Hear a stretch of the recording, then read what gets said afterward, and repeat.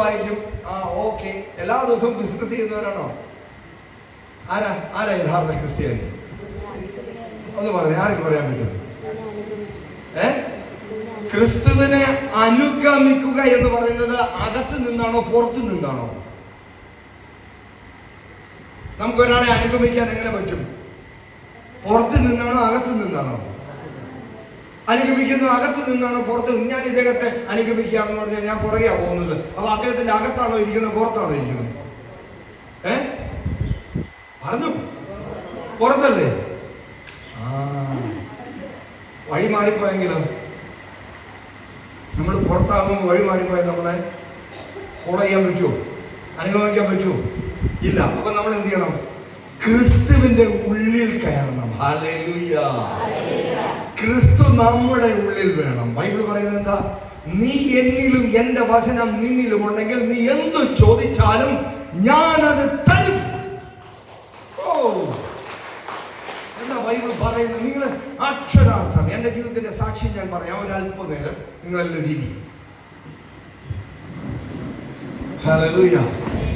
ഞാൻ ആക്ച്വലി 2 സെമിനാരി പഠിച്ചാണ്. ഒന്ന് തൃശ്ശൂരുള്ളൊരു സെമിനാരിയിൽ, അതിനുശേഷം എനിക്കത് സാറ്റിസ്ഫൈഡ് അല്ല. അതിനുശേഷം ഞാൻ വേറെ സെമിനാരി പോയി, നോർത്ത് ഇന്ത്യയിൽ IMS എന്ന് പറഞ്ഞ അവിടുത്തെ ഒരു അച്ഛൻ എവിടെയുണ്ട്, പ്രൈസ് ഗോഡ്, ഹർഷിത് അച്ഛൻ. എനിക്ക് അദ്ദേഹത്തെ നേരിട്ട് പരിചയമില്ല, പക്ഷെ എൻ്റെ ജൂനിയറായിട്ട് പഠിച്ച അച്ഛനായ ആളാണ്. അപ്പം ഞാൻ അച്ഛനാകാൻ പോയി. അച്ഛനാകാൻ പോയപ്പോഴൊന്നും എനിക്ക് യേശു ക്രിസ്തുവിനെ വ്യക്തമായിട്ട് അറിയത്തില്ല. ഉള്ള കാര്യം തുറന്നു പോയി. ഞാൻ കത്തോലിക്ക സഭയിൽ 27 വർഷം ഞാനൊരു ഭക്തനായിരുന്നു, ഒരു ആത്മീയനല്ലായിരുന്നു. വ്യത്യാസം മനസ്സിലായോ? ഓക്കെ, നമ്മൾ സ്വയം ചിന്തിക്കണം, ഞാൻ ഭക്തനാണോ ആത്മീയനാണോ? പൗലോസ്ലീഹായുടെ പഠിപ്പീരിൽ വ്യക്തമായി നമ്മളെ ബോധ്യപ്പെടുന്നത്, നിങ്ങൾ ഭക്തരെക്കാളും നന്നായിരിക്കേണ്ടത് ആത്മീയരായിട്ടാണ്. You are a godly person, but you must be a spiritual man and woman. Hallelujah. നമ്മൾ ബൈബിളിലെ 3 മനുഷ്യരെ കുറിച്ചാണ് പുതിയ നിയമം വെളിപ്പെടുത്തുന്നത്. 3 മനുഷ്യർ. ഒന്ന് പ്രകൃതിയുടെ മനുഷ്യൻ എന്ന് വെച്ചാൽ അവൻ അവിശ്വാസിയാണ്. അവന് ക്രിസ്തുവിനെ അറിയില്ല, അവന് പള്ളി എന്തെന്ന് അറിയില്ല, കുർബാന എന്തെന്ന് അറിയത്തില്ല, കൂദാശകൾ അറിയത്തില്ല, അങ്ങനെ ഒന്നും അറിയത്തില്ലാത്ത ഒരു വ്യക്തിയാണ് ആര്?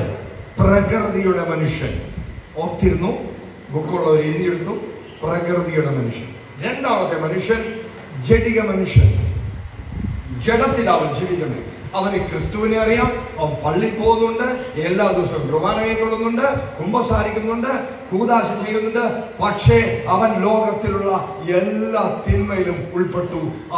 അവന്റെ കാർണൽ ലൈഫ്, അതായത് പഞ്ചേന്ദ്രിയത്തിൽ അവൻ ജീവിക്കുന്നത്. അപ്പോൾ അവൻ ജഡിക മനുഷ്യനാണ്.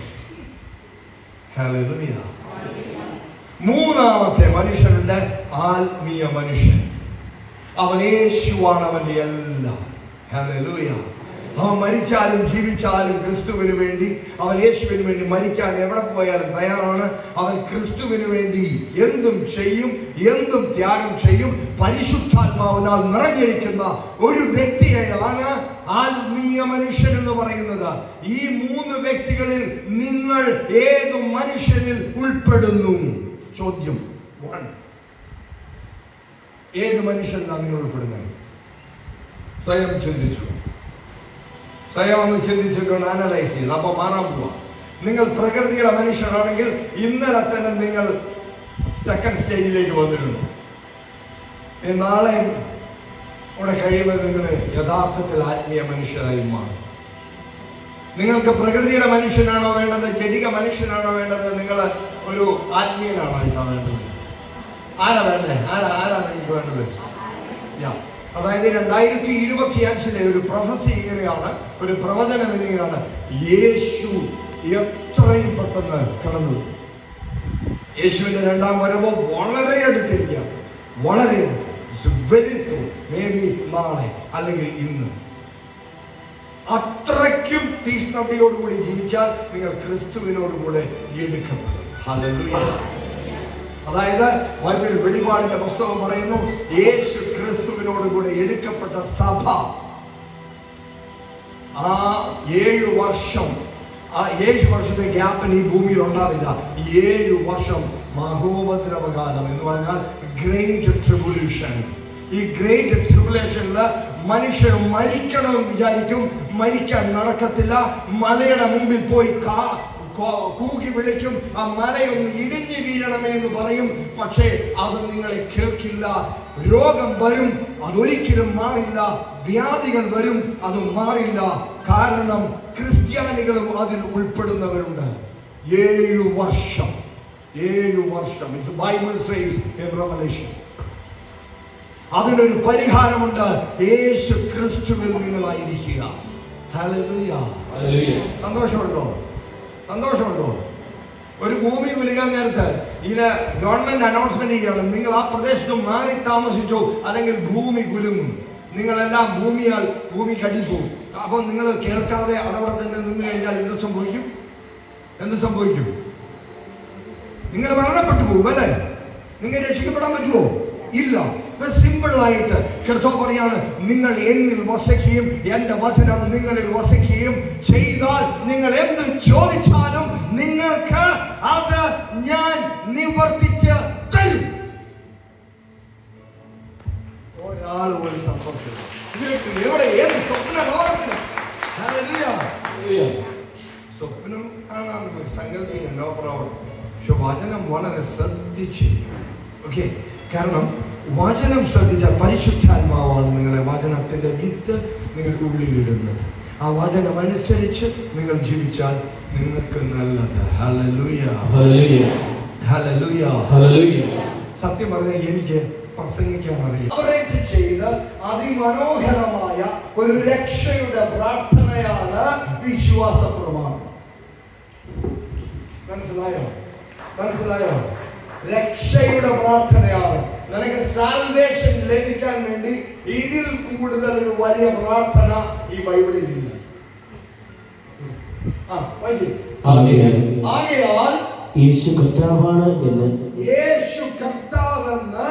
അതിനുകൊണ്ട് ഏറ്റു പറയുകയും, അതായത് വിശ്വാസ പ്രമാണം നിങ്ങൾ ചൊല്ലുന്ന അധരം കൊണ്ടാണ് ദൈവം അവനെ മരിച്ചവരിൽ നിന്ന് ഉയർപ്പിച്ചു എന്ന് വിശ്വാസ പ്രമാണത്തിലുണ്ട്, നമ്മുടെ പ്രാർത്ഥനയിലുള്ളത് അല്ലെ?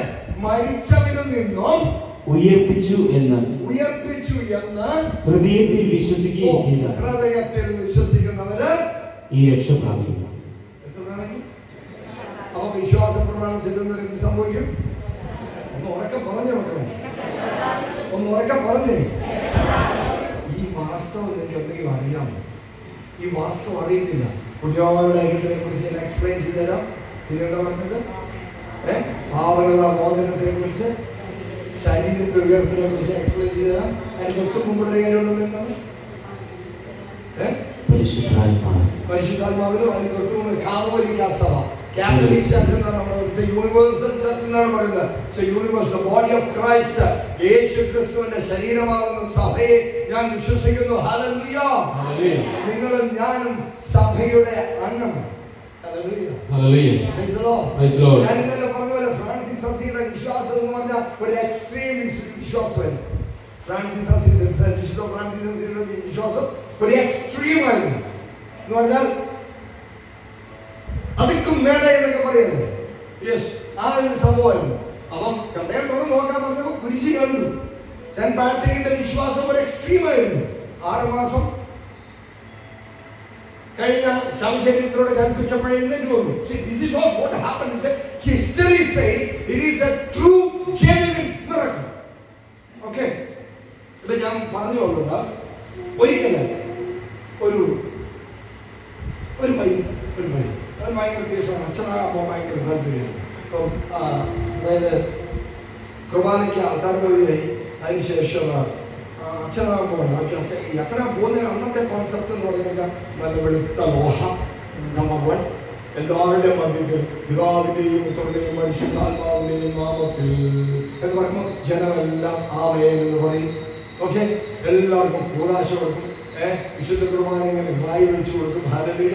അതൊക്കെ കണ്ടിട്ട് ഒരു സാധാരണ ഒരു കർഷക കുടുംബത്തിൽ ജനിച്ച ഒരു പയ്യനല്ലേ ആഗ്രഹം അച്ഛനാകാൻ പുതിയ താല്പര്യം തോന്നി. അങ്ങനെ വർഷങ്ങൾ കഴിഞ്ഞപ്പോൾ ഇത് നോക്കിയിരുന്നു. 10ാം ക്ലാസ്സിൽ അച്ഛനാകാൻ പോയി കഴിഞ്ഞാൽ അവിടുന്ന് ഇതെല്ലാം കണ്ടു. ഇതെല്ലാം ആദ്യത്തെ എൻ്റെ ധ്യാനം ഞാൻ ആദ്യമായിട്ട് സംബോധിക്കുന്നത് എൻ്റെ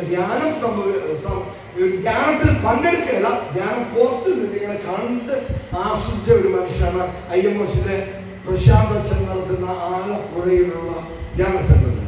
അത് വർഷങ്ങൾക്ക് മുമ്പ്. അപ്പൊ ആൾക്കാർ ഇങ്ങനെ പൊട്ടിച്ചിരിക്കുന്നു, ആൾക്കാർ കിടന്ന് മറിയുന്നു, ആൾക്കാർ ഭാഷ വിളിക്കപ്പെടുന്നു. ഇതെല്ലാം കണ്ട് ഇതിനെ കളിയാക്കിയ ഒരു വ്യക്തിയായിരുന്നു അപ്പയ്യൻ, സെമിനാരിസ്റ്റ്.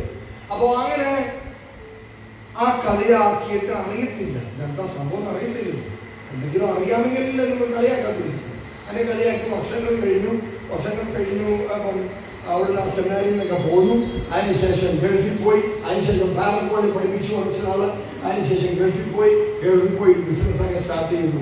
ആ ബിസിനസ് കാശ് ഇഷ്ടം പോലെ വരാൻ തുടങ്ങി. അല്ലെങ്കിൽ നടത്തിയിരിക്കുന്നവരെ കാശ് ഇഷ്ടം പോലെ വരാൻ തുടങ്ങി.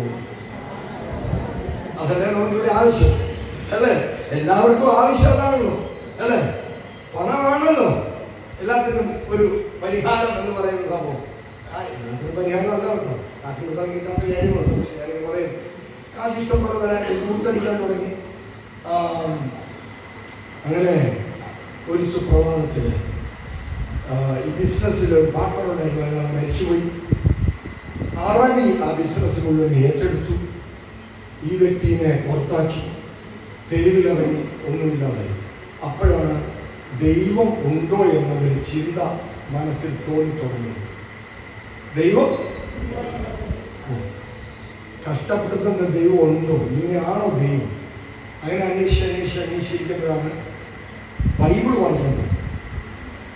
യോഹന്നാന്റെ സുവിശേഷം 17-ാമത്തെ അധ്യായം ഇങ്ങനെ വായിച്ച് 11-ാമത്തെ അധ്യായം ആവുമ്പോഴത്തേക്കും പെട്ടെന്ന് സ്വർഗം തുറന്ന് ഒരു ഇലക്ട്രിക് പവർ അടിച്ച് ഈ മനുഷ്യൻ താഴെ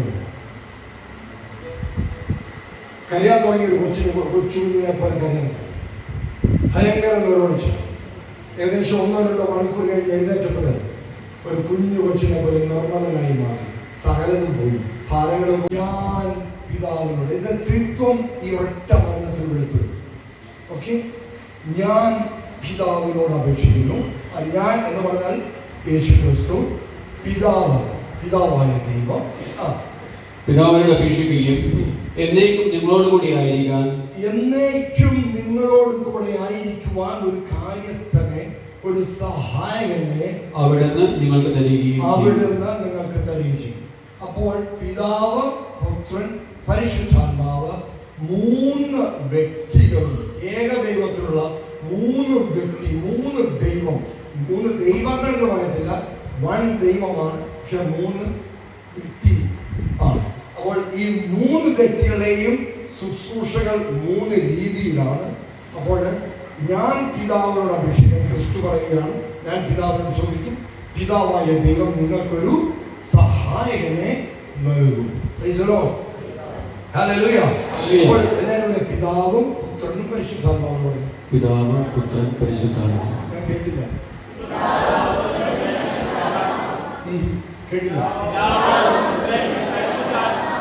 ഓക്കെ, പിതാവും പുത്രനും പരിശുദ്ധാത്മാവും. പുത്രന്റെ പേരാണിത്. അപ്പോൾ ഞാൻ അടുത്ത ചോദ്യം ചോദിക്കട്ടെ. യേശു ക്രിസ്തു എന്നുള്ള നാമം കിട്ടുന്നതിന് മുൻപ് യേശു ക്രിസ്തുവിന്റെ പേരെന്തായിരുന്നു?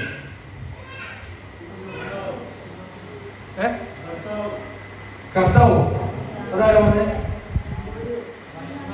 അല്ല. ഇമ്മാനുവൽ അല്ല. എന്തായിരുന്നു പേര്? ആർക്ക് പറയാൻ പറ്റും? ബുക്ക് ഇരിക്കുകയാണ്. നിങ്ങളെ നോക്കി, നിങ്ങളെ മാടി പിടിക്കുകയാണ് ബുക്ക്. യാഹുവേ അല്ല, കർത്താവിന്റെ യേശുവിന്റെ പേരാണ് ചോദിച്ചത്. പിതാവായ ദൈവം, പുത്രനായ ദൈവം, പരിശുദ്ധാത്മാവായ ദൈവം. ഓക്കെ, ഈ പുത്രന്റെ പേരെന്തായിരുന്നു? സ്വർഗത്തിൽ പുത്രന്റെ പേരെന്തായിരുന്നു? എലോഹിം അല്ല, ദൈവത്തിന്റെ പേര്. അതൊരു ഫംഗ്ഷന്റെ പേരല്ല. എലോഹിം എന്ന് പറയുന്നത് സർവശക്തൻ ആണ്. എലോഹിം അത് ത്രിത്വം കൂടുന്നതാണ് സർവശക്തനെ. വചനം അതാരാ പറഞ്ഞേ? ആദ്യം പറഞ്ഞേരം നിങ്ങൾ ആദ്യം ഇവിടെ ധ്യാനം കൂടിയിട്ട് കേട്ടിട്ടുള്ള ആളാണ്. അവൻ ഗിഫ്റ്റ് ഇല്ല, നിങ്ങളോട് കേട്ടിട്ടുള്ള ആളാണ്. ആദ്യമായിട്ട് വന്നത് അദ്ദേഹം കേട്ടിട്ടുണ്ട്, അതാണ് ഇങ്ങനെ വന്നത്. ഓക്കെ, അവന്റെ പേര് ദൈവവചനം എന്ന് വിളിക്കുന്നു. മനസ്സിലായോ? യോഹന്നാൻ സുവിശേഷം 1-ാം വാക്യം എന്താ പറയുന്നത്? ആദിയിൽ വചനമുണ്ടായിരുന്നു, വചനം ദൈവത്തോട് കൂടിയായിരുന്നു, വചനം ദൈവമായിരുന്നു. 19-ാമത്തെ അധ്യായം വെളിപാടിന്റെ പുസ്തകം പറയാണ്, അവന്റെ പേര് ദൈവവചനം എന്ന് വിളിക്കപ്പെട്ടു. ഹല്ലേലൂയ. അപ്പോൾ നിങ്ങൾ ദൈവവചനം പറയുമ്പോൾ നിങ്ങൾ യേശു ക്രിസ്തുവിനെ പറയുന്നു. ചേച്ചി, ഞാനിപ്പോ പറഞ്ഞല്ലോ,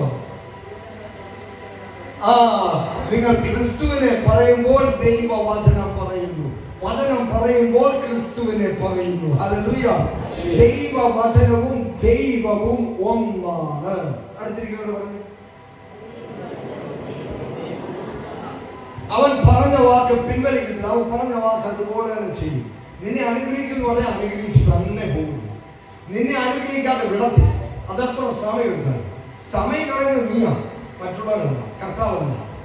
എന്റെ അനുഗ്രഹം തട്ടി മഴ ഇന്നലെ പറഞ്ഞല്ലോ, മഴ പോലെ കൃപ വരുന്നുണ്ട്. പക്ഷെ നമ്മുടെ ജീവിതത്തിന്റെ കൊടയുന്ന തടസ്സമാണ് ഈ കൃപ നമ്മുടെ ജീവിതത്തിലേക്ക് എത്തിക്കാൻ.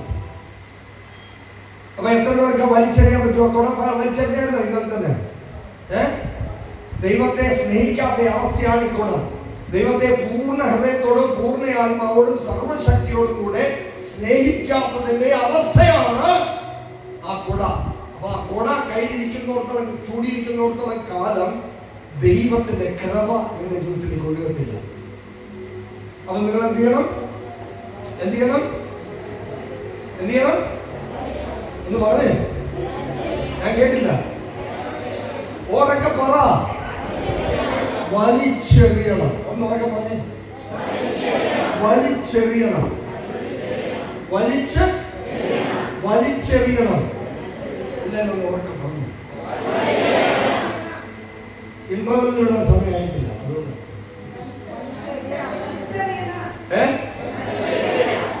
ചാടി എഴുന്നേൽപ്പിക്കണം. ഞാൻ പോകുമ്പോൾ എനിക്ക് പകരക്കാരനായി നിങ്ങൾക്ക് തരും. അതാണ് യേശു ക്രിസ്തുവിന്റെ പ്രോമിസ്, വാഗ്ദാനം. അതായത് സംഭവിച്ചു അവിടെ ഈ സഹായകന് നമുക്ക് പാരക്ലൈറ്റസ് എന്നാണ് ഗ്രീക്ക് പദം പറയുന്നത്. പാരക്ലൈറ്റസ്. ഓക്കെ, ഈ പാരക്ലൈറ്റസിന്റെ ഒറിജിനൽ മീനിങ് വരുമ്പോൾ ഇംഗ്ലീഷിൽ വരുമ്പോൾ ഒരുപാട് മീനിങ് ഉണ്ട്. 8, 9, 10, 15 മീനിങ് അർത്ഥങ്ങളുണ്ട്. മലയാളത്തിലേക്ക് വരുമ്പോൾ അതുപോലെ തന്നെ ഉണ്ട്. ഇതിൽ ഏറ്റവും പ്രധാനപ്പെട്ട ഒരു ഒരു ഒരു അർത്ഥം ഞാൻ പറയാം. പാരക്ലൈറ്റസ്, അല്ലെങ്കിൽ പറയാം പാരക്ലൈറ്റസ്. പാരക്ലൈറ്റസ്, പാരക്ലൈറ്റസ്. അതായത് ഈ പാരക്ലൈറ്റസിന്റെ സവിശേഷത, പരിശുദ്ധാത്മാവിന്റെ പേരാണ് പാരക്ലൈറ്റസ്. ഓക്കെ, ഇന്ന് ഇവിടെ ഈ സഹായം, കംഫോർട്ടർ അല്ലെങ്കിൽ ആശ്വാസകൻ എന്ന് പറയുന്നതിന്റെ ഒരു വാക്കാണ് ഗ്രീക്ക് പദത്തില് ബൈബിൾ അന്ന് എഴുതിയപ്പോൾ ഗ്രീക്കിലാണ് എഴുതിയിരിക്കുന്നത്. ഈ ഗ്രീക്കില് ബൈബിൾ എഴുതിയത് എങ്ങനെയാണെന്ന് അറിയാമോ? 2000 വർഷങ്ങൾ പഴക്കമുള്ള ഗ്രീക്ക് ഭാഷയും ഇന്നത്തെ ഗ്രീക്ക് ഭാഷയും തമ്മിൽ ഒരുപാട് വ്യത്യാസമുണ്ട്. ഒരു 50 വർഷം പോലെ 70 വർഷം മുമ്പുള്ള മലയാളം ഒരുപാട് കന്നഡ വാക്കുകളും തമിഴ് വാക്കുകളും ചേർന്ന് വരുന്നു. എന്റെ വീര്യമ്മ ബൈബിൾ വായിക്കുമ്പോൾ എനിക്ക് കുഞ്ഞിലെ വളരെ ചെറുപ്പത്തില് ഞാൻ എന്റെ ജീവിതത്തിൽ ഞാൻ ആദ്യം കേൾക്കുന്നത് തന്നെ ബൈബിള് ഇങ്ങനെ കേൾക്കുന്നുണ്ട്. വിലമിച്ച് ഇങ്ങനെ രാവിലെ ഉച്ചയ്ക്ക് വൈകുന്നേരം ഇങ്ങനെ പാന വായിക്കുന്ന പോലെ ഇങ്ങനെ ബൈബിൾ വായിച്ചുകൊണ്ടിരിക്കും. യേശു മുടങ്ങാൻ, യേശു കുഞ്ഞിന് സൗഖ്യം കൊടുത്തു. ഇത് കേൾക്കുമ്പോൾ ഈ വലിയ ഇൻട്രസ്റ്റാണ്. ഞാനെന്ത് ചെയ്യും? സ്കൂളിൽ പോകുമ്പോൾ അന്ന് ബാഗൊന്നുമില്ല, കുറച്ച് പുസ്തകങ്ങളൊക്കെ ഉള്ളൂ. അതിങ്ങനെ കയ്യിൽ ഇങ്ങനെ പിടിക്കും, അല്ലെങ്കിൽ ഇങ്ങനെ പിടിക്കും, ഞാൻ പോവാ. പോയി കഴിഞ്ഞ് ഒരു കമ്മ്യൂണിസ്റ്റുകാരനെ കാണുമ്പോൾ പറയും, യേശുവിന്റെ നാമത്തിൽ നീ കണ്ടു തുടങ്ങണ്ടേ, യേശുവിന്റെ നാമത്തിൽ നീ എഴുന്നേറ്റ് നടക്കണ്ടേ. ഇതൊക്കെ ഞാൻ ചുമ്മാ അന്ന് പറയുമായിരുന്നു. ഞാനൊന്നൊരു സുവിശേഷമൊന്നുമല്ല. പക്ഷെ അമ്മ വില്ലമച്ചി ഇങ്ങനെ യേശു ചെയ്യുന്ന കാര്യങ്ങൾ വിളിച്ചു പറയുന്നത് ഞാൻ കേട്ടു. അത് രസമല്ലേ? അങ്ങനെയാണല്ലോ കുഞ്ഞു പിള്ളേരൊക്കെ. ഞാൻ 2ാം ക്ലാസ്സിൽ 3ാം ക്ലാസ്സിലൊക്കെ പഠിക്കുന്നുള്ള കാര്യമാണ് നീ പറയുന്നത്. പ്രായാമെന്നുള്ള അങ്ങനെ കമ്മ്യൂണിസ്റ്റുകാരോടൊന്നും പറയത്തില്ല. ആരും ജയിലും മത്തായിരിക്കുന്നത്. അപ്പോൾ നമ്മൾ അങ്ങനെയൊക്കെ പണ്ട് ചെയ്തിരുന്നു. ഇത് ഞാൻ പറയാൻ കാരണം ഈ പരിശുദ്ധാത്മാവിന്റെ പ്രവർത്തനം. പരിശുദ്ധാത്മാവ് നിങ്ങൾക്ക് ശരിക്കും അനുഭവിക്കാൻ സാധിക്കും. ഒരുപാട് പരിശുദ്ധാത്മാവിനെ കുറിച്ച് നിങ്ങൾക്ക് പഠനം നടത്താം. പക്ഷെ പരിശുദ്ധാത്മാവിനെ അനുഭവിച്ചില്ലെങ്കിൽ, എക്സ്പീരിയൻസ് ആയില്ലെങ്കിൽ പിന്നെ പഠിപ്പിച്ചിട്ട് എന്തെങ്കിലും കാര്യമുണ്ടോ? ഉണ്ടോ? ഇല്ല. ഇവിടെ റെഡിയായിട്ട് തമ്പുരാൻ നിനക്ക് വേണ്ടി തന്ന ദൈവം തമ്പുരാന്റെ പേരാണ് പരിശുദ്ധാത്മാവ്. അപ്പോൾ സഹായിക്കുന്നവനാണവൻ. ഏത് രീതിയിലും എന്ത് രീതിയിലും സഹായിക്കും. അവന്റെ സഹായം ചിലപ്പോൾ വരുന്ന മറ്റുള്ളവരുടെ കൈകളിലൂടെ ആയിരിക്കാം, അല്ലെങ്കിൽ നിങ്ങളുടെ അയൽവാസികളിലൂടെ ആയിരിക്കാം, അല്ലെങ്കിൽ നിങ്ങളുടെ ബന്ധുക്കളുടെ അടുത്ത് നിന്നായിരിക്കാം, മക്കളായിരിക്കാം, അല്ലെങ്കിൽ കുടുംബക്കാരായിരിക്കാം, അല്ലെങ്കിൽ ഇടവകക്കാരായിരിക്കാം. അങ്ങനെ ആരെങ്കിലും ആയിരിക്കാം നിങ്ങളെ സഹായിക്കുന്നത്. പക്ഷെ അത് ദൈവത്തിന്റെ ആത്മാവിന്റെ പ്രവർത്തനമാണ്. ഹല്ലേലൂയ. നമ്മൾ എത്ര കാര്യം പഠിച്ചു? കൂടെ വസിക്കുക, ഇല്ലേ? പരിശുദ്ധാത്മാവ് ഒരു വ്യക്തിയാണെന്ന് നിങ്ങൾക്ക് എത്ര പേർക്ക് ബോധ്യമുണ്ട്? പരിശുദ്ധാത്മാവ് ഒരു ശക്തിയല്ല, പരിശുദ്ധാത്മാവ് ഒരു വ്യക്തിയാണ്, ഒരു കൂട്ടു പങ്കാളിയാണ്, സീനിയർ പാർട്ട്ണറാണ്. ഇറ്റ്സ് മൈ സീനിയർ, എൻ്റെ മുതിർന്ന പങ്കാളിയാണ്, ജീവിതത്തിലുള്ള പങ്കാളിയാണ്. ഞാൻ എവിടെ പോയാലും പരിശുദ്ധാത്മാവുണ്ട്. ഞാൻ പരിശുദ്ധാത്മാവിനെ വഹിക്കുന്ന ഒരു വാഹനമാണ്. എത്ര പേർക്ക് അറിയാൻ പറ്റുന്നത്? ഇവിടെ നേരത്തെ മുന്നും ധ്യാനത്തിന് വന്നവർക്ക് മനസ്സിലാവും. ആദ്യമായിട്ട് വന്നവരെത്ര പേർക്ക് ആദ്യമായിട്ട് അവർക്ക് പെട്ടെന്ന് മനസ്സിലാവുക. പക്ഷേ എങ്കിലും ഇന്നത്തോടു കൂടി അത് വ്യക്തമായിട്ട് മനസ്സിലാകും. ഓക്കെ, ഞാനിപ്പോൾ സിജുവായിട്ട് സംസാരിക്കുകയാണെങ്കിൽ അദ്ദേഹം ഒരു വ്യക്തിയാണ് എന്ന് പറഞ്ഞാൽ പരിശുദ്ധാത്മാവുമായിട്ട് നമുക്ക് വ്യക്തി ബന്ധം സ്ഥാപിക്കാൻ പറ്റും. We can make a perfect and personal relationship with God. So that is our point. See, നമുക്ക് ദൈവവുമായിട്ട് ഒരുമിച്ച് ഒരു വ്യക്തി ബന്ധം നമുക്ക് സ്ഥാപിക്കാൻ പറ്റും. അതായത് നമ്മൾ നടന്നു പോകുമ്പോൾ ദൈവത്തോട് സംസാരിക്കാൻ പറ്റും. പ്രാർത്ഥിക്കുമ്പോൾ മാത്രമാണ് സംസാരിക്കുന്നത്. ഭക്ഷണം കഴിക്കുമ്പോൾ നമുക്ക് സംസാരിക്കാൻ പറ്റും. ഇവിടെ വന്ന എത്രയോ പേര് സാക്ഷി പറഞ്ഞു, വചനമെന്ന് പറഞ്ഞ് സാറിന് വായിക്കാറില്ല.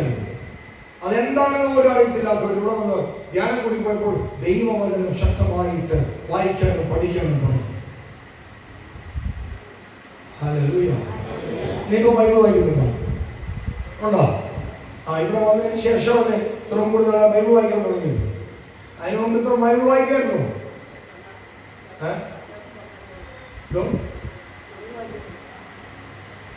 നിങ്ങൾ വായിക്കും.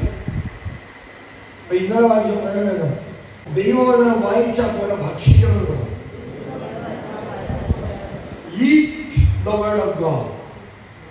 മനുഷ്യൻ അപ്പം കൊണ്ട് മാത്രമല്ല ജീവിക്കുന്നത്, ദൈവത്തിന്റെ വചനം കൊണ്ടാണ് മനുഷ്യൻ ജീവിക്കുന്നത്. ഹല്ലേലൂയ. അപ്പോൾ ദൈവവചനം വായിക്കുകയാണെങ്കിൽ അത് ഭക്ഷിക്കണം, അതിന്റെ അർത്ഥത്തിൽ ജീവിക്കണം. അപ്പൊ പറഞ്ഞു കർത്താവിന്റെ വചനം പറയാണ്, നിങ്ങൾ എന്നിലും എന്റെ വചനം നിങ്ങളിലും വസിക്കുന്നുണ്ടെങ്കിൽ നിങ്ങൾ എന്ത് കാര്യം ചോദിച്ചാലും ഞാനത് നിറവേറ്റി തരും. അതിന് കണ്ടീഷൻ വെച്ചിരിക്കുക. എന്താണ് ഈ കണ്ടീഷൻ? നിങ്ങൾ എന്നിൽ വസിക്കണം എന്ന് വെച്ചാൽ നിങ്ങൾ ക്രിസ്തുവിലായിരിക്കണം. രണ്ടാമത് ക്രിസ്തുവിന്റെ വചനം നിങ്ങളിൽ വസിക്കണം. അപ്പോൾ നിങ്ങൾ എന്ത് ചോദിച്ചാലും ലഭിക്കും. ഹല്ലേലൂയ. എന്നാ എഴുതിയത്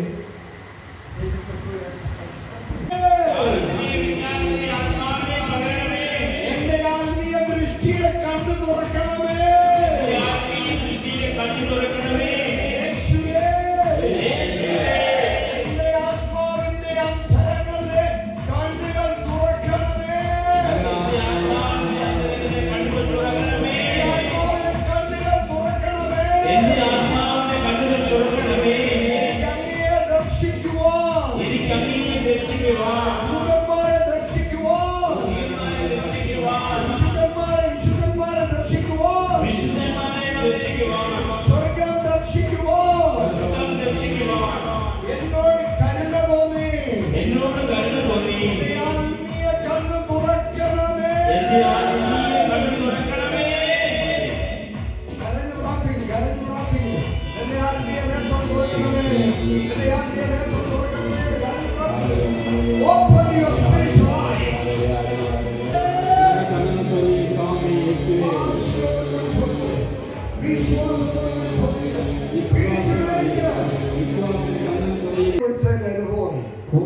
ಹೊಸ ಜನ 120 ಜನ ವೈನ್ ಕುಡಿದಂತ ಅನುಭವ.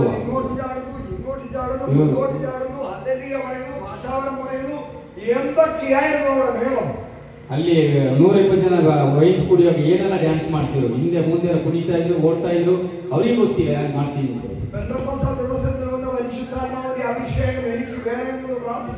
ಪೆಂತೆಕೋಸ್ತ ಅನುಭವದಲ್ಲಿ ಬಂದು ಅನುಭವದಲ್ಲಿ ಏನೆಲ್ಲ ಮಾಡ್ತೀವಿ ಅವರಿಗೆ ಗೊತ್ತಿಲ್ಲ. പരിശുദ്ധാത്മാവെന്ന അനുഭവം എനിക്കും ഉണ്ടാകണം എന്ന് പ്രാർത്ഥിച്ചു. ಬೆಂದಕೋಸ್ತದಲ್ಲಿ ಬಂದಂತ ಅನುಭವ ನನಗೆ ಇಲ್ಲಿ ಅನುಭವ ಆಗಬೇಕು ಅಂತ ಪ್ರಾರ್ಥನೆ ಮಾಡಿ നിങ്ങളുടെ ഹൃദയം തുറന്ന് പ്രാർത്ഥിച്ചാൽ പരിശുദ്ധാത്മാവ് തൊടും. ನಿಮ್ಮ ಹೃದಯ ಓಪನ್ ಮಾಡಿ ಪ್ರಾರ್ಥನೆ ಮಾಡಿ ನಿಮ್ಮ ಪರಿಶುದ್ಧಾತ್ಮನೇ ಕಾಣ್ತೀರಿ, ಈವಾಗಲೇ ಕಾಣ್ತೀರಾ. ഒരാൾക്ക് വരും ഒരാൾക്ക് വരാതിരിക്കുന്നില്ല. കർത്താവിന് ഒരിക്കലും പാർഷ്യാലിറ്റി ഇല്ല, മുഖപക്ഷമില്ല. ನೀವಲ್ಲಿ ಧ್ಯಾನ ಮಾಡಬೇಡಿ, ಒಬ್ಬರಿಗೆ ಬರ್ತಾ ಒಬ್ಬರಿಗೆ ಬರೋದಿಲ್ಲ ಅಂತ ಧ್ಯಾನ ಮಾಡಬೇಡಿ, ಎಲ್ಲ ದೇವರಲ್ಲಿ ನಿಮ್ಮಲ್ಲಿ ಇದ್ದಾರೆ. ನೀವು ಖಂಡಿತವಾಗಿ ಈ ಸಮಯದಲ್ಲಿ ದೇವರ ನೀವು ಅನುಭವ ನೀವು ಕಾಣ್ತೀರಾ. ಪರಿಶುದ್ಧಾತ್ಮ ನಿಮ್ಮಲ್ಲಿ ಇಲ್ಲ ಅಂದ್ರೆ ನಿಮ್ಮ ಜೀವನಕ್ಕೆ ನಿಮ್ಮ ಅರ್ಥ ಇಲ್ಲ. ಈ ಪರಿಶುದ್ಧಾತ್ಮ ನಿಮ್ಮಲ್ಲಿ ಇದ್ರೆ ನಿಮ್ಮ ಜೀವಮಾನದಲ್ಲಿ ಅರ್ಥ ಇದೆ.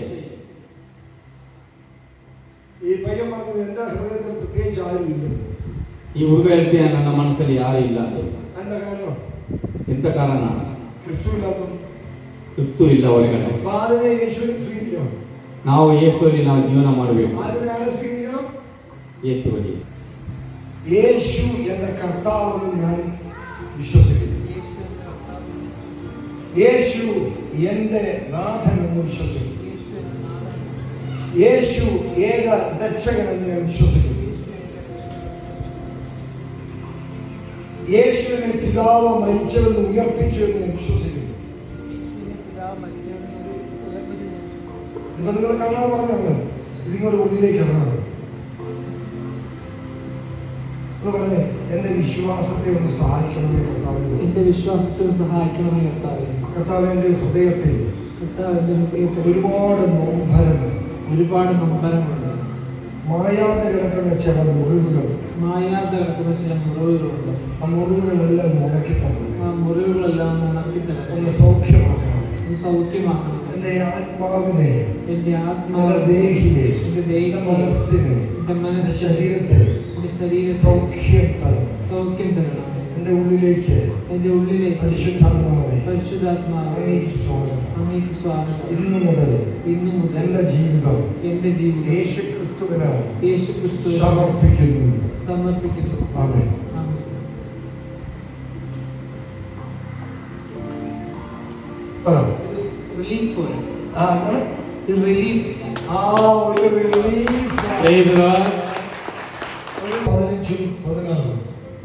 ഒന്നാമത്തെ ധ്യാനം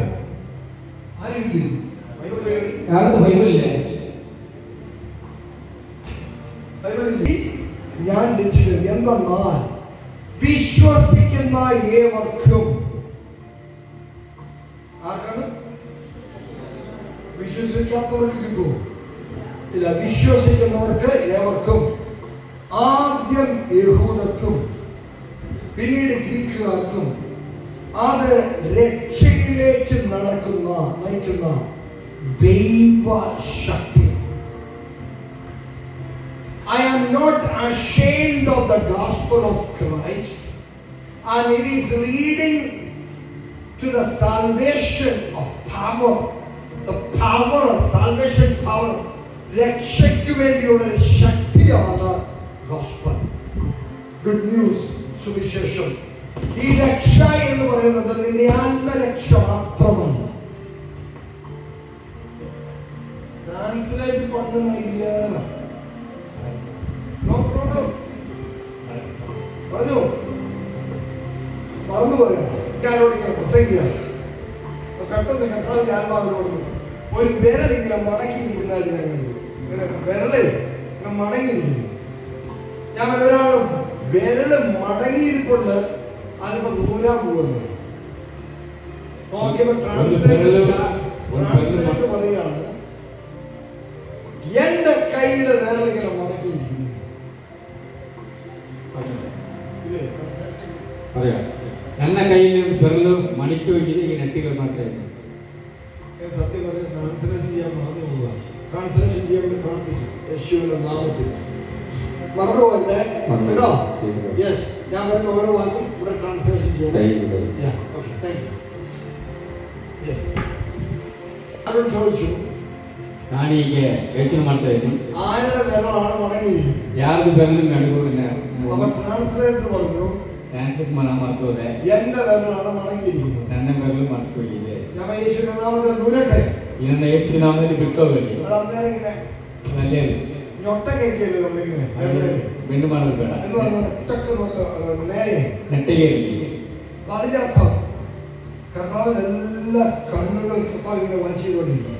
ದೇವರಿಗೆ ಕಣ್ಣೆಲ್ಲ ಓನ್ ಮಾಡ್ತಾ ಇದ್ದಾರೆ. അവന്റെ കണ്ണുകൾ നിങ്ങൾക്ക് ചുറ്റും വായിച്ചുകൊണ്ടിരിക്കും. ಎಲ್ಲ ನನ್ನ ಕಣ್ಣುಗಳು ನಿಮ್ಮ ಕಣ್ಣೆಲ್ಲ ದೇವರಿಗೆ ಸೃಷ್ಟಿ ಮಾಡಿ എല്ലാം തുറന്നു മലർന്നു നിൽക്കുന്നു അവന്റെ മുൻപിൽ. ಎಲ್ಲ ಮರೆತೋದಂತ ಮನಸ್ಸನ್ನೆಲ್ಲ ಬಿಟ್ಟು അവരെല്ലാം നഗ്നമാണ്. ഹല്ലേലൂയ. ಅವರೆಲ್ಲ ಬಿಟ್ಟು ಬರಲಿ. അവരെല്ലാം അറിയാവുന്നവരാണ്. ಅವರೆಲ್ಲ ಮರೆಯದೆ ಒಳ್ಳೆದೇ ಇರ್ಬೇಕು. Praise the Lord. Praise the Lord. Praise the Lord. Praise the Lord. Praise the Lord. Praise the Lord. Praise the Lord. Praise the Lord. അപ്പോൾ പാരക്ലേറ്റർ എന്ന് പറഞ്ഞു കഴിഞ്ഞാൽ മറ്റൊരു പദമാണ് മധ്യസ്ഥ അനുഭവം, മധ്യസ്ഥ പ്രാർത്ഥന, മധ്യസ്ഥ പ്രാർത്ഥന, മധ്യസ്ഥം ചെയ്യുന്നവൻ, മധ്യസ്ഥ ചെയ്യുക ಮಾಡುವುದು.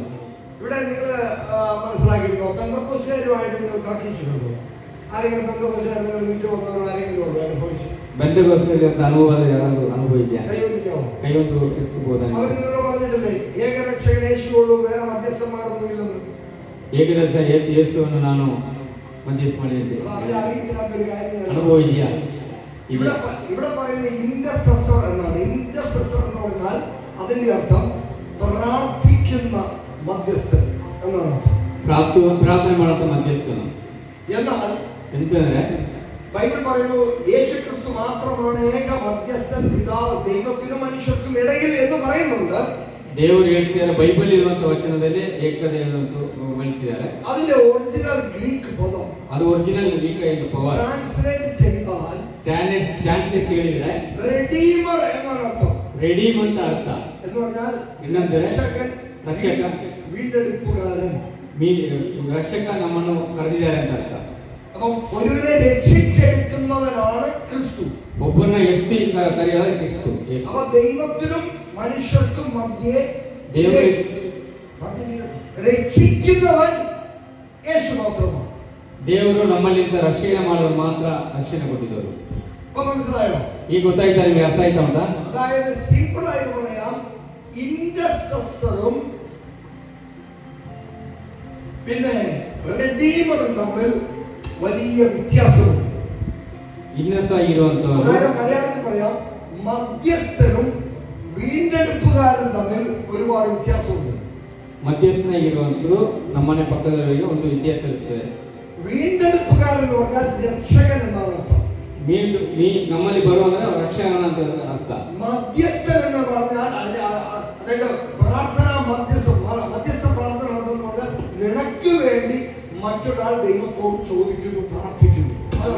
ನಮಗೋಸ್ಕರ ದೇವರಲ್ಲಿ ಪ್ರಾರ್ಥನೆ ಮಾಡಕ್ಕೆ ಒಬ್ಬರು ಬರ್ತಿದ್ದಾರೆ ನಮ್ಮನೆಗೆ. അപ്പോൾ വിശുദ്ധന്മാര് മധ്യസ്ഥന്മാരാണ് പറയുന്നത്. ವಿಶುದ್ಧರಾಗಿ ಮಧ್ಯಸ್ಥರನ್ನಾಗಿರ್ಬೋದು. പക്ഷേ അത് മറ്റൊരു രീതിയിലാണ് മധ്യസ്ഥൻ. ಅದು ಮತ್ತೊಂದು ರೀತಿಯಲ್ಲಿ ನಮಗೆ അതിന് പ്രാർത്ഥനാ മധ്യസ്ഥനാണ്. ಪ್ರಾರ್ಥನೆ ಮಧ್ಯಸ್ಥನೀಗ രക്ഷിക്കുന്ന മധ്യസ്ഥനല്ല, ರಕ್ಷಕನ ಮಧ್ಯಸ್ಥನಲ್ಲ. അതായത് രക്ഷിക്കുന്ന പറഞ്ഞാൽ ആ ബൈബിൾ പറഞ്ഞിരിക്കുന്നത് in between God and you there is only one mediator, that is Christ. യേശുക്രിസ്തു എന്ന മധ്യസ്ഥൻ. ആ മധ്യസ്ഥൻ ಯೇಸು ಕ್ರಿಸ್ತವಾಗಿ ನಮಗೆ ಬಂದಿರುವಂತ ರಕ್ಷಣೆ ಕೊಡುವಂತ ಯೇಸು ಸ್ವಾಮಿ ರಕ್ಷಕನು രക്ഷിക്കുന്ന മധ്യസ്ഥൻ, ರಕ್ಷಣೆ ಮಾಡುವಂತ ವ್ಯಕ್ತಿ. മറ്റേത് പ്രാർത്ഥിക്കുന്ന മധ്യസ്ഥൻ. ಇನ್ನೊಬ್ಬರು ಪ್ರಾರ್ಥನೆ ಮಾಡುವಂತ ವ್ಯಕ್ತಿಗಳು. അവൻ വ്യത്യാസം മനസ്സിലായോ? ಗೊತ್ತಾಯ್ತಾ? ನಿಮ್ಗೆ ಅರ್ಥ ಆಯ್ತಾ? നിങ്ങളുടെ വീട്ടിൽ വന്ന് പറയുകയാണെങ്കിൽ ഇങ്ങനെ അങ്ങോട്ട് പറഞ്ഞു കൊടുത്താൽ മതി, പിന്നെ ആരും മിണ്ടത്തില്ല, അവർ സാധിക്കുള്ളൂ. Hallelujah, hallelujah, hallelujah, hallelujah, hallelujah, hallelujah, hallelujah.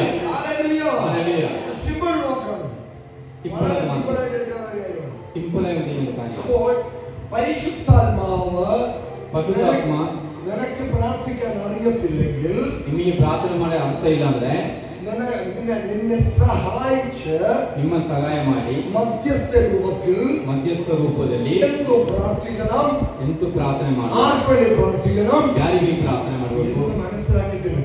ಎಲ್ಲ ನಿಮಗೆ ಗೊತ್ತಾಗುತ್ತೆ. Hallelujah, hallelujah, hallelujah. ಹಾಲೆಲೂಯಾ. ದೇವರು ನಿಮಗಾಗಿ ಶಿಲುಬೆಯಲ್ಲಿ ತೂಗನಾಡಿ ನಿಮಗಾಗಿ ಅವರು ಉಪವಾಸ ಮಾಡಿದ್ದಾರೆ. നിന്റെ നേർച്ചയല്ല വേണ്ടത്, നിന്റെ ഹൃദയമാകത്താവിന് വേണ്ട. ನಿಮ್ಮ ಉಪವಾಸ ಬೇಕಾಗಿಲ್ಲ, ನಿಮ್ಮ ಹೃದಯ ಬೇಕಾಗಿದೆ ಸ್ವಾಮಿಗೆ. നിന്റെ ഹൃദയം കൊടുക്കാൻ തയ്യാറാണോ? ನಿಮ್ಮ ಹೃದಯ ಕೊಡಲಿಕ್ಕೆ ತಯಾರಾಗಿದ್ದೀರಾ? ദൈവത്തിൽ നിന്നും എന്തും നിനക്ക് നേടിയെടുക്കാം. ದೇವರು ನಿಮಗೆ ಯಾವಾಗಲೂ ರೆಡಿಯಾಗಿದೆ, ನಿಮ್ಮ ಜೊತೆ ಸತ್ಯವಾಗಿದೆ. നിനക്ക് കർത്താവിൽ വിശ്വാസമുണ്ടോ? ನಿಮಗೆ ದೇವರಲ್ಲಿ ವಿಶ್ವಾಸ ಇದೆಯಾ? എങ്കിൽ എന്തും കർത്താവിൽ നിനക്ക് പിടിച്ചെടുക്കാം. ದೇವರೊಂದಿಗಿದ್ದೀರಿ. Hallelujah, hallelujah. നിങ്ങൾ പിടിച്ചെടുക്കുന്നവരായിരിക്കണം. ನೀವು ಯೇಸು ಸ್ವಾಮಿಗೆ ಧ್ಯಾನಕೊಳ್ಬೇಕು ಅವ್ರ ಜೊತೆಯಲ್ಲಿ. Hallelujah, hallelujah. ബൈബിളിൽ ഒരു സംഭവം നടന്നു. ബൈബിളിൽ സംഭവം ಇದೆ. നമുക്ക് യാക്കോബിനെ അറിയാമോ? യാക്കോബ് ಯಾಕೋಬ ಗೊತ್ತಾ? ഇസ്ഹാക്കിന്റെ മകനായിരുന്നു യാക്കോബ്. ಇಸಾಕರ ಮಗ ಯಾಕೋಬ. യാക്കോബും പിന്നെ ആരായിരുന്നു? ഇസാവ്.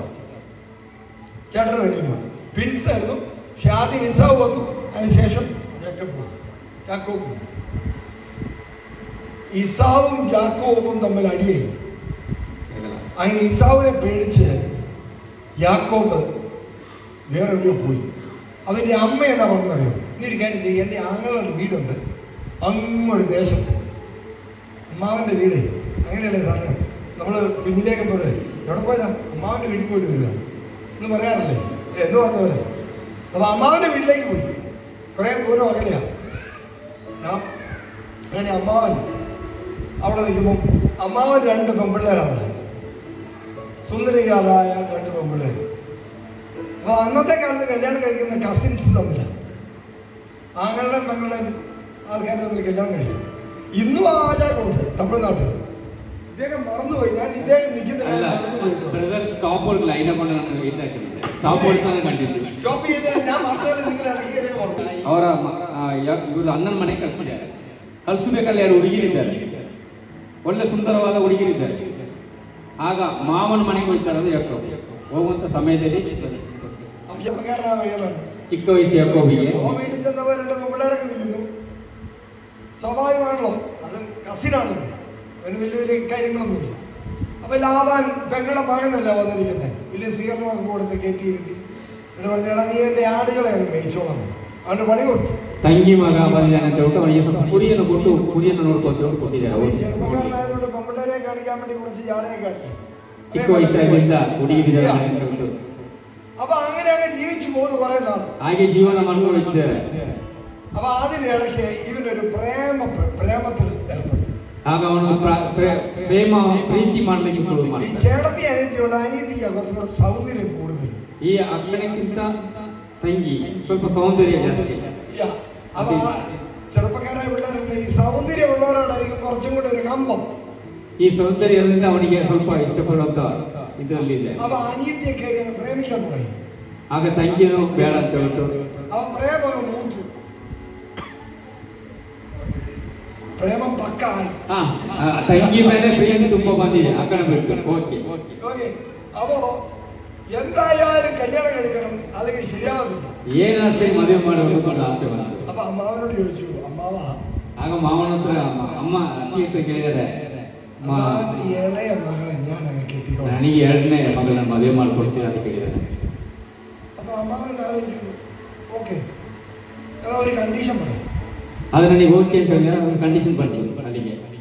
നീ ഒരു 7 ദിവസം, അല്ല സോറി 7 വർഷം, ನೀನು 7 ವರ್ಷ, നീ ഒരു 7 വർഷം നീ എൻ്റെ വീട്ടിലെ കാര്യസ്ഥനും ആടുകളെയൊക്കെ നോക്കി അങ്ങ് നിൽക്കണം. 7ാമത്തെ വർഷം കഴിയുമ്പോഴത്തേക്കും നിന്നെ അങ്ങ് എൻ്റെ ഇളയ മോളെ നിനക്ക് കെട്ടിച്ചേർന്നാൽ 7 ವರ್ಷ ನನ್ನ ಮನೆಯಲ್ಲಿ ಕೆಲಸ ಕಾರ್ಯವನ್ನು ಮಾಡಿ ನನ್ನ ಜೊತೆಯಲ್ಲಿದ್ದರೆ ನಿನಗೆ 7ನೇ ವರ್ಷ ನಾನು ಮದುವೆ ಮಾಡಿ ಕೊಡ್ತೀನಿ ಅಂತ ಒಂದು ವಾಗ್ದಾನ ಕೊಟ್ಟಿದ್ದ. അങ്ങനെ 7 വർഷം പുള്ളി കഠിനാധ്വാനം ചെയ്തു.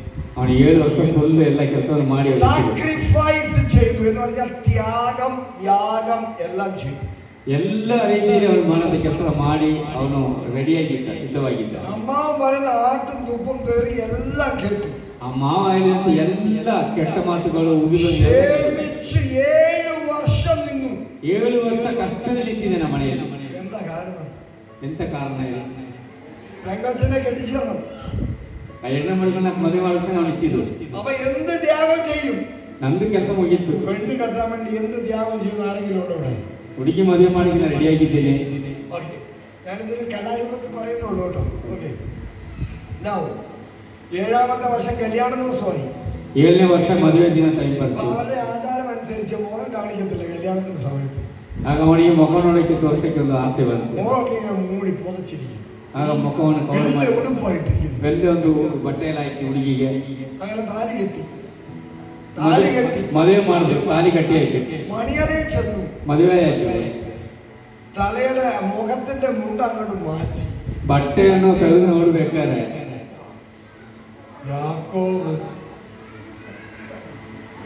ಯಾಕೋಬ ಬಿದ್ದು ಹೋದ್ರು ಕೆಳಗೆ. അവന്റെ ശരീരം മുഴുവനും മരച്ചു. ಅವ್ರ ಮುಖ ಎಲ್ಲ ಚೇಂಜ್ ಆಗೋಯ್ತು. ആള് മാറിപ്പോയി. ಹುಡುಗಿ ಚೇಂಜ್ ಆಯ್ತು. അമ്മാവൻ സൂത്രക്കാരനാണ്. ಅಮ್ಮ ಭಾರಿ ಐಡಿಯಾದಲ್ಲಿ ಕಟ್ಟ ಮನುಷ್ಯ. ഇളയ പെണ്ണ് കെട്ടിയാൽ മൂത്തോടെ കെട്ടാൻ ആരും വരികയില്ല. ಈ 2ನೇ ಹುಡುಗಿನ ಬಿಟ್ಟು ಮೊದಲನೇ ಮದುವೆ ಹುಡುಗಿ ಅವ್ರಿಗೆ ಇಷ್ಟ ಆಗಿಲ್ಲ. ಮೊದಲನೇ ಮದುವೆ ಕೊಟ್ಟು അപ്പൊ അതുകൊണ്ട് എന്നാ ചെയ്തു? ಅವ್ರಿಗೆ ಏನಾಯ್ತು? ഇത് കല്യാണ സമയത്ത് ആളെ കാണുകയല്ലോ. ಇವ್ರು ಮದುವೆ ಆಗಿ ರೆಡಿ ಆಗಿದ್ದ. സമയം കെട്ടിപ്പോയില്ല, ഇനി ഉപേക്ഷിക്കാൻ പറ്റത്തില്ലല്ലോ. ತಾಲಿ ಕಟ್ಟಿದ ಮೇಲೆ ಮತ್ತೆ ಬಿಡಕ್ಕಾಗುತ್ತಾ? പിറ്റേ ദിവസം രാവിലെ വന്നില്ല. അവൻ അമ്മാവനോട് അമ്മാവ എന്തോ പരിപാടി കാണിച്ചേ. ಮಾವನ ಕೇಳು, ಏನ್ ಮಾಡಿದೆ ಮಾವ ನೀವು ನನಗೆ ಅಂತ. ഇങ്ങനെ വഞ്ചന ചെയ്തുകൂടാ. ನಿಮ್ಮನ್ನ ಬಿಟ್ಟು ಬಿಡೋದಿಲ್ಲ ಅಂತ ಸಗಲ ಮಾಡಿದ್ರು. അപ്പൊ അമ്മാവൻ പറഞ്ഞു, സാരമില്ല മോനെ, ಪರವಾಗಿಲ್ಲ മോനെ, നീ എന്റെ മരുമാനല്ലേ, ನೀ ನನ್ನ ಮನ ನಾ ಅಲಿಯಲ್ವಾ. 7 വർഷം കൂടെ ഇവിടെ പണിയെടുത്താൽ നിനക്ക് 2ാമത്തെ പെൺകൊച്ചിനെ അവിടെ കഴിച്ചിട്ടുണ്ട്. എന്നെ ಹುಡುಗಿಯನ್ನು ನಾನು ಮದುವೆ ಮಾಡಿದ್ದೇನೆ. ഓ, ഇത് കേട്ടപ്പോൾ യാക്കോബ് സന്തോഷിച്ചു. ಏಕೋ ಭಾರಿ ಸಂತೋಷದಲ್ಲಿದ್ರು. ഓ, എന്നാൽ എങ്കിലും 2ാമത്തെ പെൺകൊച്ചിനെ കിട്ടാൻ വേണ്ടി വീണ്ടും അവൻ 7 വർഷം അവിടെ ಪುನಃ കഠിനാധ്വാനം. 2ನೇ ಮದುವೆ ಆಗ್ಲಿಕ್ಕೆ, ತಂಗಿನ ಮದುವೆ ಆಗಿ 7 ವರ್ಷ ಪುನಃ ಅವರು 14 വർഷം കഴിഞ്ഞു. 14 ವರ್ಷ ಆಯ್ತು. അങ്ങനെ 2ാമത്തെ പെൺകൊച്ചിനെ അവൻ കല്യാണം കഴിച്ചു. 2ನೇ ಹುಡುಗಿನ ಅವ್ರ ಮದುವೆ ಆದ.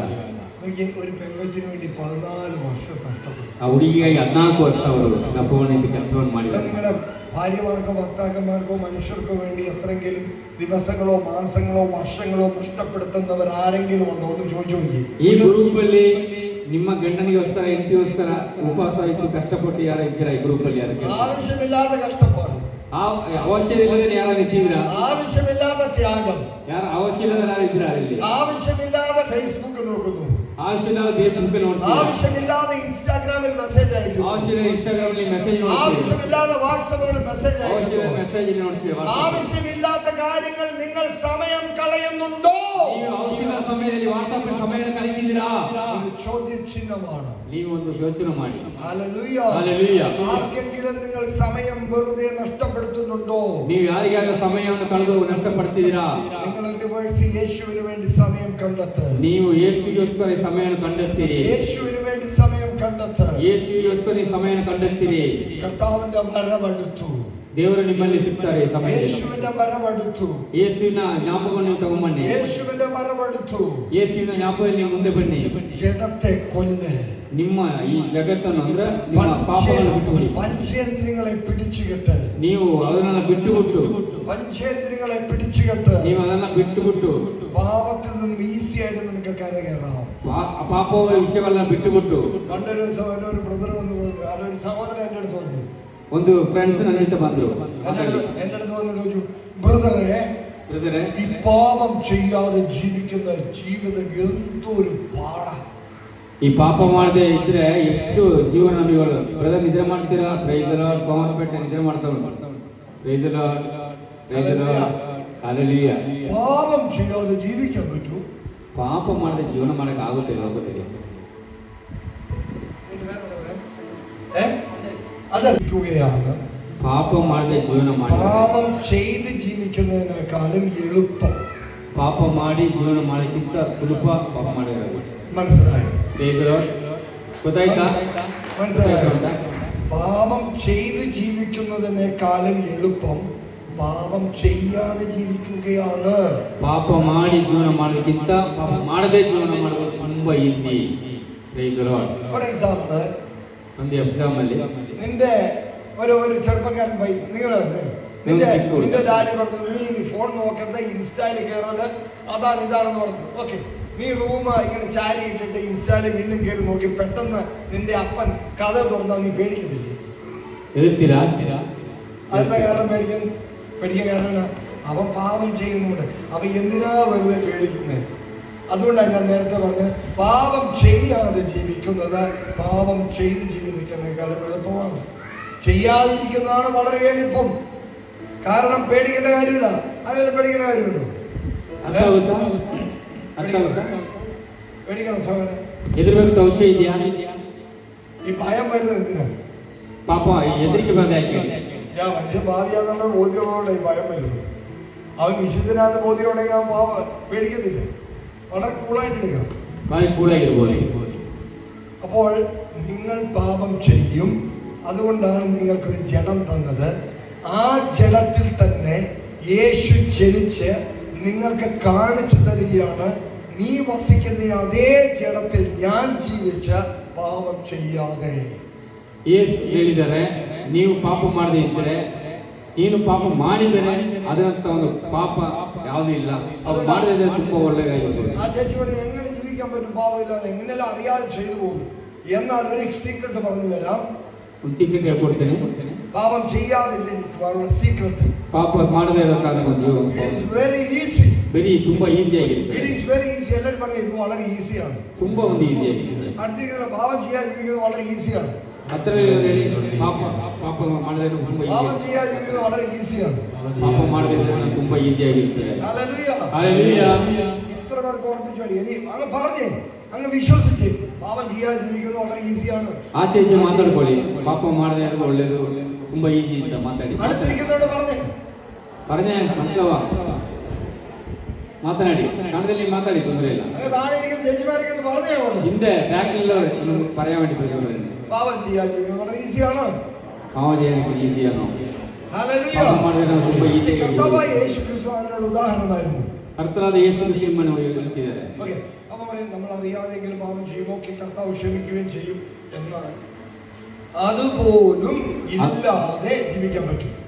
ಅದು ಸಹ ಇಲ್ಲದೆ ನಾವು ಜೀವನ ಮಾಡ್ಲಿಕ್ಕೆ ಆಗುತ್ತೆ ಈ ಲೋಕದಲ್ಲಿ. നിങ്ങൾ എന്ത് ചെയ്യണം എന്ന് പറഞ്ഞാൽ ನೀವೇನ್ ಮಾಡ್ಬೇಕಂದ್ರೆ പരിശുദ്ധാത്മാവിന് നിങ്ങൾ പൂർണ്ണമായിട്ടും വിധേയപ്പെടും. ನೀವು ಪೂರ್ಣವಾಗಿ ಹೃದಯದಲ್ಲಿ ಇಟ್ಕೊಳ್ಳಿ.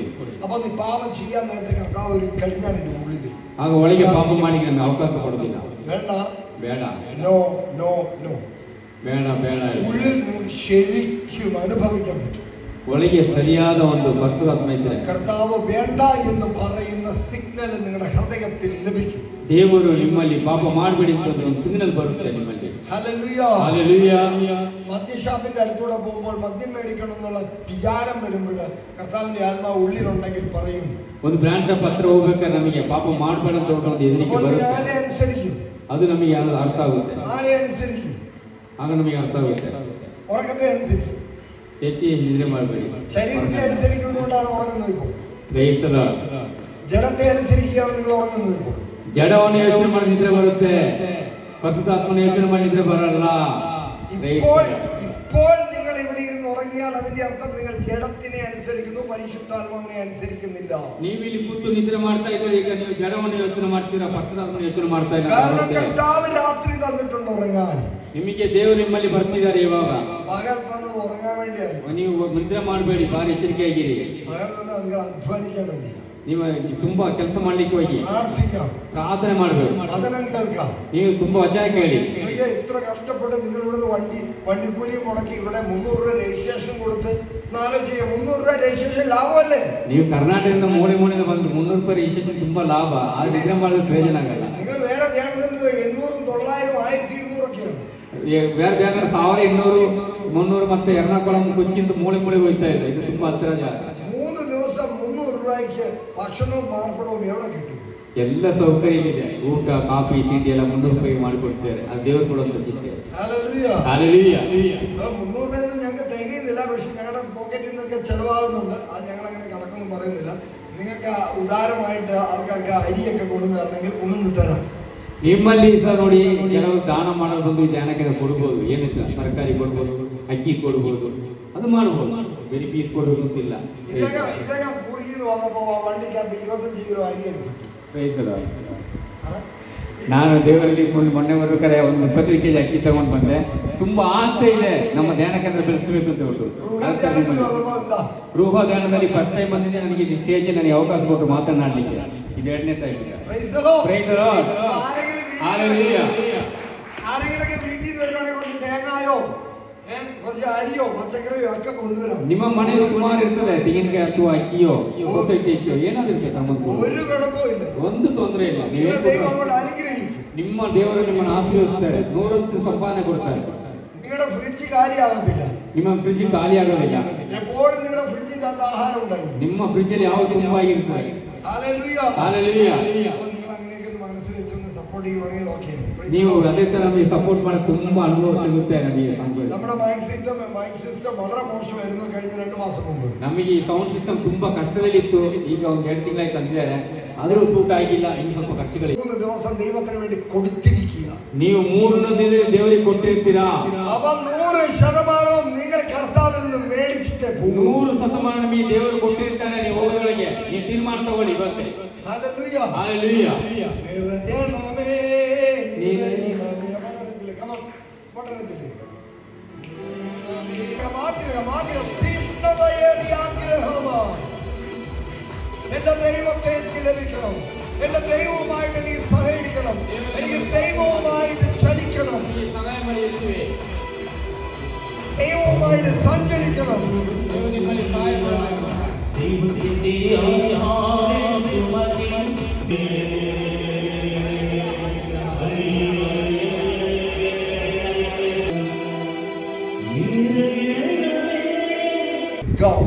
ನಾವು ಪರ್ಸನಲ್ ಆಗಿ ಯೇಸು ಸ್ವಾಮಿ ಅಂತ ಮಾತಾಡುವ, യേശുവുമായിട്ട് ആ പരിശുദ്ധാത്മാവുമായിട്ടുള്ള ഒരു ആഴമായ ബന്ധത്തിന്റെ അടിസ്ഥാനത്തിലാണ് പിന്നീട് അങ്ങോട്ടുള്ള നിങ്ങളുടെ ജീവിതത്തിന്റെ ഉയർച്ചകൾ. ಯೇಸು ನಮ್ಮ ಜೊತೆಗೆ ಪರಿಶುದ್ಧಾತ್ಮ ಜೊತೆ ಹೊಂದಾಣಿಕೆಯಲ್ಲಿ ಹೋಗುವಂತ ದಾರಿ ಮಾತ್ರ ನಮಗೆ ಕಂಡುಹಿಡಿಯುವ. ഹല്ലേലൂയ. ಹಲ್ಲೆಲೂಯಾ. അപ്പോൾ നിങ്ങൾ ഏറ്റവും ആദ്യം മനസ്സിലാക്കേണ്ടത് പരിശുദ്ധാത്മാവുമായിട്ട് നിങ്ങളൊരു ബന്ധം സ്ഥാപിക്കുക. ನೀವು ಪರಿಶುದ್ಧಾತ್ಮ ನಿಮ್ಮ ಬಂಧನವನ್ನು ಪಕ್ಕದಲ್ಲಿ ಇಟ್ಕೊಳ್ಳಿ. പരിശുദ്ധാത്മാവുമായിട്ട് നിങ്ങളൊരു ബന്ധം സ്ഥാപിക്കുക. ಪರಿಶುದ್ಧಾತ್ಮ ನಿಮ್ಮ ಜೊತೆಯಲ್ಲಿ ಇರಲಿ. ನಿನ್ನ ಪ್ರಾರ್ಥನೆ ഒരു റിലേഷൻഷിപ്പ് സ്ഥാപിക്കുക. ನೀವು ಒಂದು ರಿಲೇಶನ್ಶಿಪ್ ತಗೊಳ್ಳಿ ಅವರನ್ನ. നിങ്ങളൊരു റിലേഷൻഷിപ്പ് സ്ഥാപിക്കുന്നതിന് ഏറ്റവും അത്യന്താപേക്ഷികമായിട്ടുള്ള ഒരു കാര്യമുണ്ട്. ನಿಮ್ಮ ರಿಲೇಶನ್ ತಗೊಳ್ಬೇಕಾದ್ರೆ ಅದು ಕಾರ್ಯ ಇದೆ ತುಂಬ. അതെന്താണെന്ന് അറിയാമോ? ಅದೇನು ಗೊತ್ತಾ ನಿಮಗೆ? ആർക്കും അറിയാൻ പറ്റും? ಯಾರಿಗೆ ಗೊತ್ತಿದೆಯಾ? ಈ ಗೆಳೆಯನ ವಿಷಯನ ಅರ್ಥ ಆಯ್ತಾ ಉಂಟು ನಿಮಗೆ? സ്നേഹം. ചുമ്മാ സ്നേഹിച്ചുകൊണ്ട് ബന്ധം സ്ഥാപിച്ചെടുക്കണമെങ്കിൽ ആദ്യം പരിശുദ്ധാത്മാവുമായിട്ടുള്ള ഒരു കമ്മ്യൂണിക്കേഷൻ നിങ്ങൾ ഡെവലപ്പ് ചെയ്യുക. ನೀವು ಫಸ್ಟ್ ಪರಿಶುದ್ಧಾತ್ಮ ನಿಮ್ಮಲ್ಲಿ ಬೇಕು ಅಂತಾರೆ. ನೀವು ಪರಿಶುದ್ಧಾತ್ಮನ ಡೆವಲಪ್ ಮಾಡಿ ತಗೊಳ್ಳಿ ಮನಸ್ಸಲ್ಲಿ. ತುಂಬ ಒಂದು ಯೂಸ್ಫುಲ್ ಆಗಿರ್ತದೆ. ഭാര്യയും ഭർത്താവും കുറെ നാൾ മിണ്ടാതിരുന്നു കഴിഞ്ഞാൽ പിന്നെ കുറച്ചാളൂടെ കഴിഞ്ഞ് ഒരു 6 മാസം മിണ്ടായിരുന്നു കഴിഞ്ഞാൽ പിന്നെ അവർ ഡിവോഴ്സിലേക്ക് പോകും. ಗಂಡ ಹೆಂಡತಿ ಇಬ್ಬರು ಮಾತಾಡ್ತಿದ್ರೆ ಮತ್ತೆ ಮಾತಾಡದೆ ಹೋದ್ರೆ ಅದು ಮತ್ತೆ ബന്ധം പിരിഞ്ഞു പോകും. ಹೊಂದಾಣಿಕೆ ಚೆನ್ನಾಗಿರ್ತದೆ. ಇದಾರು തീർന്നു, ಕುಟುಂಬ ಒಡೆದು ಹೋಗುತ್ತೆ. പിന്നെ കരഞ്ഞിട്ടും പിടിച്ചിട്ടൊന്നും കാര്യമില്ല. ನೀವು ಮತ್ತೆ ಕೈ ಹಿಡಿದ್ರೆ ആദ്യം വേണ്ടത് കമ്മ്യൂണിക്കേഷൻ. ನಿಮ್ಮ ಹೊಂದಾಣಿಕೆ ಯಾವಾಗಲೂ ಬೇಕು. പരസ്പരം സംസാരിക്കുക, ನೀವು ಇಬ್ಬರು ಆಚೆ ಈಚೆ ಮಾತಾಡೋದು, പരസ്പരം ഷെയർ ചെയ്യുക. ಇಬ್ಬರು ಶೇರ್ ಮಾಡ್ಕೊಳ್ಳೋದು. ഭാര്യയുടെ പ്രശ്നം ഭർത്താവിനോട് പറയാം, ഭർത്താവിന്റെ പ്രശ്നം ഭാര്യയോട് പറയാം. ಗಂಡ ಹೆಂಡತಿ ಜೊತೆ ಮಾತಾಡೋದು, ಹೆಂಡತಿ ಗಂಡನ ಜೊತೆ ಮಾತಾಡೋದು ಹೊಂದಾಣಿಕೆ ಯಾವಾಗ. ഭാര്യ പോയിട്ട് ഭർത്താവിനോട് പറയാതെ ഭാര്യയുടെ പ്രശ്നം അയൽവാസിയോട് പറഞ്ഞു കഴിഞ്ഞാൽ സംഭവം നടക്കും. ಗಂಡ ಹೆಂಡತಿ ಅಂತ ಹೇಳಿದೆ, ಹೆಂಡತಿ ಗಂಡನ ಜೊತೆ ಹೇಳಿದೆ, ಯಾವ ವಿಷಯ ಹೇಳಿದ್ರೆ ഭർത്താവ് ഭാര്യയോട് ഭർത്താവിന് പ്രശ്നം പറയാതെ അയൽവാസിയായ ഒരു സ്ത്രീയോട് പോയി പറഞ്ഞ കാര്യം നടക്കും. ಹೆಂಡತಿ ಜೊತೆ ಹೇಳಿದ್ರೆ ಅಕ್ಕಪಕ್ಕ ಲೇಡೀಸ್ ಹತ್ರ ಹೋಗಿ ಮಾತಾಡಿದ್ರೆ ಪ್ರಯೋಜನ ಆಗುತ್ತಾ? Right communication with the right people will give you a best relationship. Direct ಆಗಿ ಮಾತಾಡೋದು ತುಂಬಾ ಉತ್ತಮ, ಅದು ನೀವು ತುಂಬಾ ಒಳ್ಳೆಯದು. അതായത് റൈറ്റ് റിലേഷൻഷിപ്പ് വേണമെങ്കിൽ നല്ല ആൾക്കാരുമായിട്ട് നിങ്ങൾ കമ്മ്യൂണിക്കേഷൻ നടത്തും. ನೀವು ಡೈರೆಕ್ಟ್ ಆಗಿ ಮಾತನಾಡೋದು ತುಂಬಾ ಉತ್ತಮವಾಗಿರುತ್ತೆ. ബൈബിളിൽ ഒരു കാര്യം പറയുന്നുണ്ട്, ಬೈಬಲಿನ ಕಾರ್ಯ ಇದೆ. നീ ജ്ഞാനിയുടെ കൂടെ നടന്നാൽ നീ ജ്ഞാനിയായി മാറും. ನಾನು ನನ್ನ ಜೊತೆ ನಡೆದು ನೀವು ನನ್ನ ಜೊತೆ ನಡೆಯೋದು. ചേച്ചിയെ നിങ്ങൾ മീൻകട കയറി തിരിച്ചു വന്നു കഴിഞ്ഞാൽ എന്തോ മണക്കും. ഹലോ ചേച്ചി.